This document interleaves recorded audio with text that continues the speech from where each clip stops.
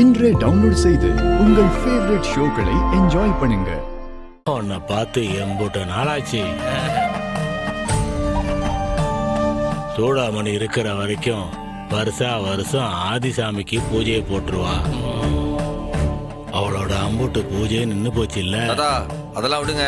குலசாமிக்கு நேர்த்தி கடன் செஞ்சு வேண்டுதல்லாம் நிறைவேத்தனா அதுக்கு என்னென்ன செய்முறைன்னு சொன்னா செஞ்சு விடுவோம்ல. உங்க ஆதிசாமினா 7 கன்னிமார் தான், கூடவே வணங்காத்த அண்ணனுங்களும் இருக்காங்க. என்ன செய்யணும்னு சொல்லுங்க சித்தப்பா.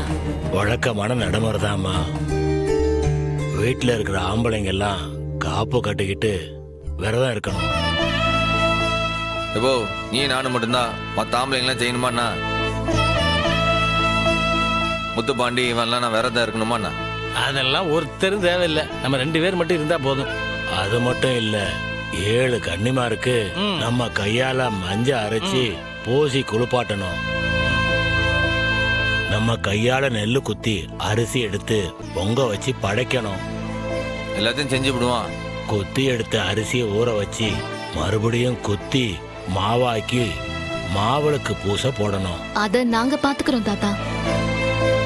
ரொம்ப முக்கியமான விஷயமா, அங்க ஒரு தனி இடம் இருக்கும். அதுல காஞ்ச விறகு அடுக்கி காஞ்ச மிளகா 10 கிலோ போட்டு அடுக்கி வைக்கணும்.